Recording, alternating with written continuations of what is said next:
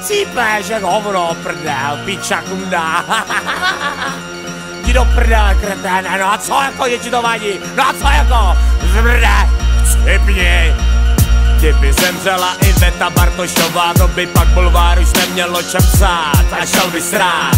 Kdyby zemřel Karel Gott, zjistili bychom, že je to robot a že Vojta Dyk je ultra kokot. Kdyby zemřel Ondřej Hejma, Soukup žalem začal žrat jeho lejna. Eva Farná, její chuť je stejná. Kdyby zemřeli všichni finalisti všech superstar, žádná změna, nemohlo by se vůbec nic stát. Ne. Kdyby zemřel Petr Janda, to by byla teprve kurevská sranda. Zabil by ho Dan Žitolanda, věc, za kterou bych mu poděkoval, i když nejsem jeho fanda. Do piče z televizi fanda. Teď vám to tady všem nandám, za zádama desádama, mávám všem mladej mámám. Mávám pistoli před ksichtem všem čindlům a lounám se neloudám, já si vás vychutnám. Kolik lidí musí zemřít, aby nám zatraceným bylo líp, aby jsme mohli klidně žít. Kolik lidí musí zemřít, aby jsme mohli zvítězit, svět parazitů porazit. Kdyby zemřela Helena Vondráčková, bych do jejího hrobu, že její hudba je stračková.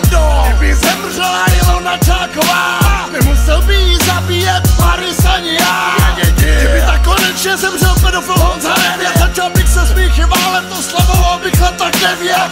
Kdyby to s ním zatáhl jeho bratr Franta, to by byla snad ta nejlepší varianta smrt dalšího buzeránka. Chci vidět zemřít smrdy jako vaše Eva. Chci vidět jménový vyvrhnutý střeva. Já na tom dělám, já na tom makám, dobrý skutek páchám, jdeme na páčinem flákám. Kdyby zemřel Honza Kalousek nebo Ledecký Janek, bylo by to lepší o kousek, ale stejně plných střanek. Kdyby tak zemřelo celý popový publikum, aby už žádný teplej čurák s láskou v textech nebyl unikum.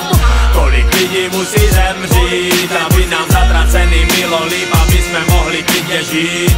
Kolik lidí musí zemřít, aby jsme mohli zvítězit, svět parazitů porazit.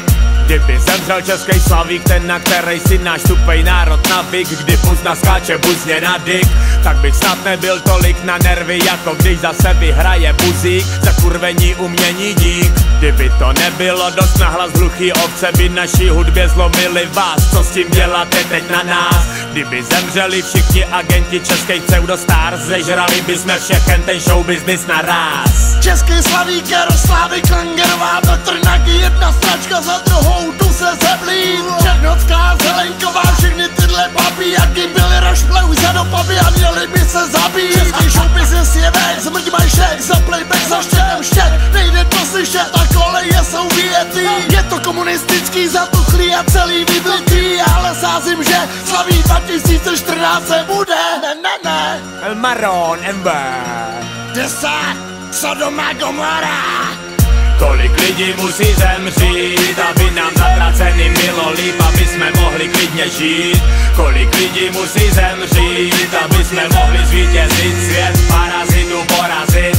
Kolik lidí musí zemřít, aby nám zatraceným bylo líp, aby jsme mohli klidně žít. Kolik lidí musí zemřít, aby jsme mohli zvítězit, svět parazitů porazit.